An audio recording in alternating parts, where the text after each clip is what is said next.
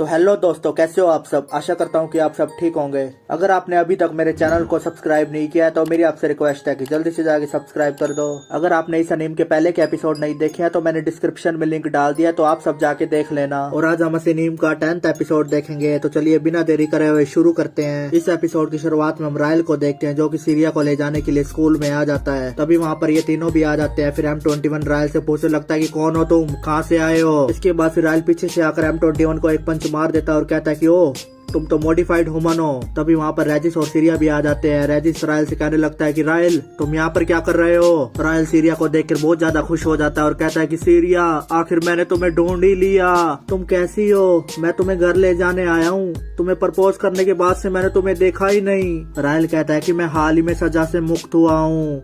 मैं 10 साल अकेले एक कमरे में बंद रहा था। सीरिया तुम मानोगी नहीं, लेकिन मैं पूरा दिन तुम्हें ही सोचता रहता था। फिर रेजिस रायल से कहने लगता है कि तुम्हारे लिए अच्छा होगा कि तुम जल्द से जल्द यहाँ से चले जाओ। इस पर फिर रायल रेजिस से कहता है कि रेजिस तुम कभी चुप नहीं रह सकते है ना। ये कहते ही रायल रेजिस का गला पकड़ लेता है और उसे ऊपर उठा लेता है। फिर रायल कहता है कि तुम अभी भी नहीं बदले। अगर तुम कमजोर हो तो तुम्हें बीच में नहीं पड़ना चाहिए। ये देखकर फिर टोक्यो कहता है कि इसने आसानी से रेजिस को पकड़ लिया।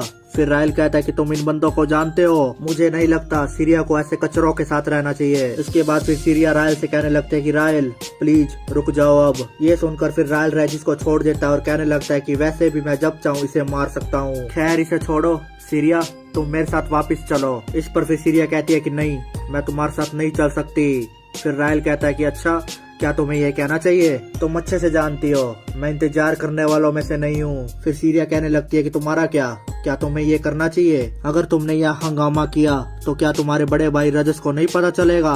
अगर अब और कुछ कहना नहीं रह गया हो तो तुम यहाँ से जा सकते हो। इस पर फिर रायल कहता है कि फिलहाल मैं पीछे हट जाता हूँ, लेकिन तुम्हें मेरी बात माननी चाहिए। ये कहकर रायल वहाँ से चला जाता है। इसके बाद हम देखते हैं कि M21 बेहोश होने लगता है। M21 को देखकर फिर टोक्यो कहता है कि M21 क्या हो गया तुम्हें। फिर अगले सीन में हम देखते हैं कि ये सब प्रिंसिपल के घर पर इकट्ठे होते हैं और वो रायल के बारे में बातें कर रहे होते हैं कि कैसे रायल सीरिया को वापस लेने आया है। वहाँ पर टोक्यो कहता है कि प्लीज हमें माफ कर दीजिए, हम वहीं पर थे लेकिन हम उसे नहीं रोक पाए। इस पर फिर रेजिस कहने लगता है कि इसमें तुम्हारी गलती नहीं है, तुम उसके मुकाबले के थे ही नहीं। उसका नाम रायल केरेटिया था, केरेटिया क्लैन का प्योर ब्लड। इस पर फिर प्रिंसिपल फ्रैंक कहता है कि केरेटिया क्लैन, तो वो यहाँ पर किस काम से आया है। इस पर फिर टाओ कहने लगता है कि उसने कहा था वो सीरिया को घर ले जाने के लिए आया है, और तो उसने ये भी कहा था कि उसने सीरिया को प्रपोज भी किया है। क्या यह सच है। इस पर फिर सीरिया कहने लगती है कि उसने मुझे पास्ट में जरूर प्रपोज किया था। मेरा मना करने के बाद वो तुरंत गुस्सा हो गया और आसपास की चीजें तोड़ने लगा। इसके बाद फिर उसके बड़े भाई रजस ने उसको पकड़ लिया और सजा के तौर पर उसको कैद कर दिया। सीरिया कहती है कि मुझे पता नहीं था कि वो अब छूट गया है। इसके बाद फिर टोक्यो कहता है कि हम उसकी चाल तक को नहीं समझ पाए। रेजिस वो तुमसे बड़ा तो नहीं लग रहा था, वो इतना ताकतवर कैसे है। इस पर फिर रेजिस कहता है कि वो मुझसे 2 गुना बड़ा है। इस पर फिर टाओ कहता है कि क्या, तो तुम कितने साल के हो। इस पर फिर रेजिस कहता है कि मैं 199 साल का हूँ। ये सुनकर फिर टोक्यो और टाओ के चेहरे के तो होश ही उड़ जाते हैं और कहने लगते हैं कि क्या 199 साल। इसके बाद फिर टाओ टोक्यो के कान में कहने लगता है कि ये साला तो बुढ़ा है। ये देखकर फिर रेजिस कहता है कि ओ तुम उसके कान में क्या कह रहे हो।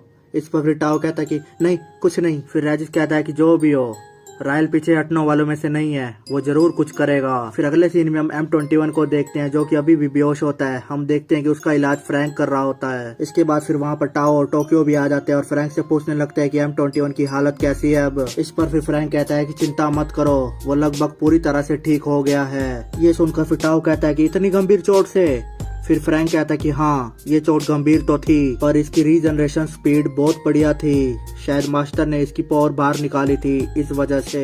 इस पर फिर टाओ कहता है कि ये तो अच्छी बात है। फिर फ्रैंक इन दोनों से कहने लगता है कि पर अच्छा लगने के बावजूद तुम लोगों के चेहरे क्यों उतरे हुए हैं। इस पर फिर टाओ कहता है कि हम खुद पर शर्मिंदा हैं, हम उस बंदे के खिलाफ कुछ भी नहीं कर पाए, हम बस उसे M21 को चोट पहुंचाते हुए देखते रह गए। फिर टोक्यो फ्रैंक से कहने लगता है कि इसलिए हम आपसे कुछ चाहते हैं, हमें प्लीज और पावर दे दीजिए। आपकी नॉलेज और इन फैसिलिटी से आप ऐसा कर सकते हैं है ना। इस पर फिर फ्रैंक कहता है कि ओ मुझे तो लगा था तुम लोग दोबारा रिसर्च सब्जेक्ट नहीं बनना चाहते। फ्रैंक कहता है कि ये खतरनाक हो सकता है। इस पर फिर ये दोनों कहते हैं कि हमें पता है। फिर फ्रैंक इन दोनों से पूछने लगता है कि कौन सी ताकत ऐसे खतरे का कारण है। इस पर फिर टोक्यो कहता है कि हमें अपने दोस्तों को बचाने के लिए ताकत चाहिए। फिर टाओ कहता है कि जब हमारे पास जाने के लिए रास्ता नहीं था तब M21 हमारे लिए आगे आया था। फिर टाओ कहता है कि हम जानते हैं ये कहना सही नहीं रहेगा, लेकिन प्लीज हम भीख मांगते हैं आपसे। फ्रैंक कहता है कि M21 ये सुनकर बहुत खुश होगा। ठीक है, चलो कुछ एक्सपेरिमेंट करते हैं। इसके बाद फिर हम रेजिस और सीरिया को देखते हैं। रेजिस सीरिया से कहने लगता है कि ये काफी दिक्कत वाला काम होने वाला है ना। तब से अब तक उसमें कुछ नहीं बदला। मुझे नहीं पता कि वो अपने समझदार भाई की परछाई में छुपा है, पर इसका एटीट्यूड बहुत घटिया है और उसका लगाव तुमसे इसलिए होगा कि वो क्लैन को हथियाना चाहता है, एक यंग क्लैन लीडर से मैरिज करके। रेजिस कहता है कि मैं तब से तुम्हारे साथ हूँ जब से हम छोटे थे और तुम मेरे लिए एक परिवार की तरह हो। मैं उसे उसके हिसाब से नहीं चलने दूंगा। ये सुनकर फिर सीरिया रेजिस के सर पर हाथ रख देती है। इस पर फिर रेजिस कहता है कि सीरिया ये क्या कर रही हो तुम। फिर सीरिया कहती है कि रेजिस तुम्हें चिंता करने की जरूरत नहीं है, वो बिल्कुल भी मेरे टाइप का नहीं है। प्लीज अब जाकर सो जाओ, मैं भी अपने रूम में जाकर सो रही हूँ। इसके बाद हम देखते हैं कि सीरिया आसमान में उड़कर कहीं जाने लगती है और इसकी बनक राय को भी लग जाती है। इसके बाद फिर राय सीरिया के पास जाने लगता है। तभी उसके सामने फ्रैंक आ जाता है और कहने लगता है कि मास्टर प्लीज इसे मुझे संभालने दीजिए। अगर आपने कोई एक्शन लिया तो नोबल्स को आपके होने का पता चल जाएगा। इस पर फिर राय कहता है कि तुम्हारी इस सिचुएशन में ये तुम्हारी काबिलियत से बाहर है, वो केटिया क्लैन का प्योर ब्लड है ना। फिर राय फ्रैंक से कहने लगता है कि फ्रैंक मैं तुम्हारी पावर की सील को हटाता हूँ। इस पर फिर फ्रैंक कहता है कि थैंक यू मास्टर। वही दूसरी तरफ हम देखते हैं कि सीरिया रायल के पास आ जाती है। सीरिया को देखकर फिर रायल कहता है कि मैं बहुत खुश हूँ, मैंने तुम्हारा नाम लिया और तुम यहाँ पर ही आ गई। इस पर फिर सीरिया कहती है कि मैं तुमसे बात करने आई हूँ। फिर रायल कहता है कि मुझसे बात? क्या तुम मुझे डेट के लिए इनवाइट करने आई हो? इस पर फिर सीरिया कहती है कि मैं बस एक बात करने आई हूँ। ऐसी कौन सी बात थी जो तुमने कहा कि मुझे दुख होगा? इस पर फिर रायल कहता है कि ये एक सीक्रेट है। मैं चाहता हूँ कि मेरी फीलिंग तुम्हें मेरे पास लाए। मेरी फीलिंग अब भी नहीं बदली है। तुम एक सुंदर सभ्या नोबल हो, तुम सिर्फ मेरे साथ शूट करती हो और तब भी उन्होंने तुम्हें रेजिस को बेबी सीट करने के लिए छोड़ दिया, जिस वजह से तुम नीच बेवकूफ इंसानों के कांटेक्ट में आ गई हो। लेकिन मैं तुम्हें इसमें नहीं घसीटूंगा, मेरे साथ तुम हमेशा खुश रहोगी। इसलिए सीरिया प्लीज मुझसे शादी कर लो, आई लव यू। फिर सीरिया कहने लगती है कि तुमने उन लोगों को नीच बेवकूफ कहा, मैंने कभी भी उनके साथ रहकर भी ऐसा नहीं सोचा। स्कूल, कुकिंग, फ्रेंड, मैंने बहुत सी नई चीजें सीखी हैं यहाँ पर, और जिस जगह मैं रहना चाहती हूँ वो तुम्हारे साथ नहीं है, वो यहाँ इनके साथ है। इस पर फिर रायल कहता है कि तुम मेरी जगह उन्हें चुन रही हो, मुझे तो विश्वास ही नहीं हो रहा। चलो ना सीरिया, तुम मेरे साथ मजाक कर रही हो है ना। फिर सीरिया कहने लगती है कि जब तक तुम ये नहीं समझ जाते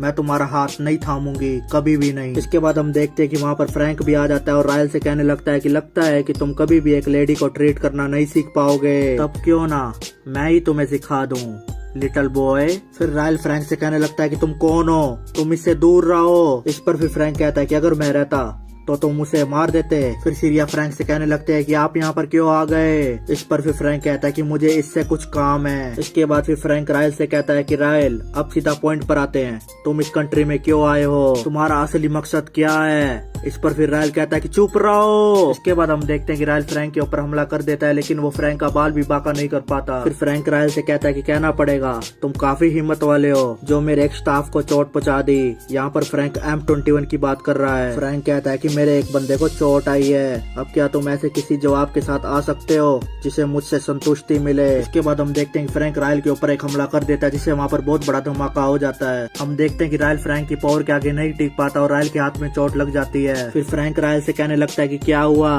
प्रीवियस क्लैन लॉर्ड जिसने तुम्हें वो सोल वेपन दिया था वो तो रो ही रहे होंगे। इस पर फिर सीरिया कहती है कि नामुमकिन, सिर्फ रजस ही कैटिया क्लैन का सोल वेपन इस्तेमाल कर सकता है। इस पर फिर फ्रैंक कहता है कि तब भी मैंने एक पल के लिए प्रीवियस क्लैन लॉर्ड की स्पिरिट महसूस की थी, मैं उन्हें अच्छी तरह से जानता हूँ। फिर रायल फ्रैंक से कहने लगता है कि तुम कौन हो। फिर फ्रैंक रायल से कहता है कि अगर तुम मुझे हराना चाहते हो तो अपनी पूरी ताकत के साथ आओ, वरना तुम मारे जाओगे। इस पर फिर रायल कहता है कि ठीक है, अगर तुम यही चाहते हो, ये मेरा अकेले का सोल वेपन है। इसके बाद हम देखते हैं कि रायल अपना एक सोल वेपन निकाल लेता है जिसका नाम ग्रांडिया होता है। फिर रायल फ्रैंक से कहता है कि मेरे डैड की दी हुई इस पावर के साथ मैं तुम्हें पछताने पर मजबूर कर दूंगा। इसके बाद फिर रायल अपने सोल वेपन से फ्रैंक के ऊपर हमला कर देता है, लेकिन फ्रैंक के ऊपर कुछ भी फर्क नहीं पड़ता। इस पर फिर फ्रैंक जोर जोर से हंसने लगता है। वहीं दूसरी तरफ रेजिस भी सीरिया के पास आ जाता है और सीरिया से कहने लगता है कि सीरिया क्या तुम ठीक हो। वो कमीना रायल अपनी हद पार कर रहा है। इस पर फिर सीरिया रेजिस से कहते हैं कि रेजिस मैं इस लड़ाई को रोकूंगी। इसके बाद हम देखते हैं कि सीरिया अपने सोल वेपन से रायल के ऊपर हमला कर देती है। हमला करने के बाद सीरिया रायल से कहती है कि प्लीज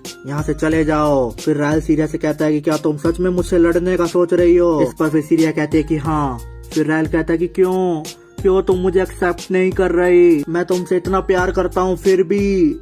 फिर सीरिया कहती है कि प्लीज यहाँ से चले जाओ, ये आखिरी वार्निंग है तुम्हारे लिए। इसके बाद हम देखते हैं कि रायल लॉर्ड रेस्किरिया का ऑर्डर दिखाने लगता है, जिसे देखकर रेजिस और सीरिया के चेहरे के तो होश ही उड़ जाते हैं। हम देखते हैं कि ये दोनों उस ऑर्डर के आगे झुक जाते हैं। उस ऑर्डर में लिखा होता है कि क्लैन लीडर सीरिया अपने मिशन को छोड़कर लॉर्ड के समन पर तुरंत आए। इस पर फिर सीरिया कहती है कि समझ गई, और रेजिस मन ही मन में सोचने लगता है कि लॉर्ड ने सीरिया को बुलाया, ऐसा क्यों किया होगा। फिर रेजिस रायल से कहता है कि तो मैं भी आऊंगा। इस पर फिर रायल कहता है कि नहीं, तुम नहीं आओगे, ये भी लॉर्ड का ऑर्डर है। फिर रायल सीरिया से कहता है कि चलो सीरिया, गैजुटल तुम्हें मिलने के लिए बहुत बेताब है। इसके बाद हम देखते हैं कि सीरिया रायल के साथ जाने के लिए तैयार हो जाती है और फ्रैंक से कहने लगती है कि प्लीज रेजिस का ध्यान रखना। फिर अगले सीन में हम फ्रैंक और राय को देखते हैं। फ्रैंक कहता है कि रायल को यहाँ आने के लिए लॉर्ड ने ऑर्डर दिया था। ऐसा लगता है कि गैजुटल के हालात सही नहीं है। मेरे ख्याल से ऐसा इसलिए क्योंकि उसने हमारे बारे में नहीं बताया। मास्टर आप क्या करना चाहेंगे। फिर यहाँ से सीन चेंज होता है और फ्रैंक और रेजिस को देखते हैं। फ्रैंक रेजिस से कहने लगता है कि तुम उदास क्यों लग रहे हो, अगर तुम्हें सीरिया की चिंता हो रही है तो उसके पीछे चले जाओ। इस पर फिर रेजिस कहता है कि नहीं, ये लॉर्ड का ऑर्डर है। फिर फ्रैंक कहता है कि क्या तुम किसी भी ऑर्डर को फॉलो करोगे जब तक वो ऑर्डर हो, या फिर तुम्हें सीरिया से ज्यादा अपनी फिक्र है। इस पर फिर रेजिस कहता है कि बिल्कुल नहीं। इस पर फिर फ्रैंक कहता है कि चलो तैयार हो जाओ, चलो तुम्हारे होमलैंड चले, लुकेडेनिया। वही दूसरी तरफ हम लुकेडेनिया में देखते हैं कि ये लड़की लॉर्ड से कह रही होती है कि सीरिया यहाँ पर आ रही है। इस पर फिर लॉर्ड रेस्किरिया कहती है कि अच्छा। फिर ये लड़की कहती है कि शायद वो दिन भी करीब है जब वो गद्दार यहाँ पर आएगा। हम देखते हैं कि यहाँ पर ये लड़की राय के बारे में बात कर रही होती है। तो इसी के साथ हमारा ये एपिसोड यहीं पर ही खत्म हो जाता है। अगर आपको ये वीडियो अच्छी लगी हो तो मेरे चैनल को सब्सक्राइब करके जरूर जाएं, और आपको वीडियो कैसी लगी ये कमेंट सेक्शन में जरूर लिख के जाना। तो अब हम फिर मिलेंगे अगले एपिसोड के साथ। Thank you.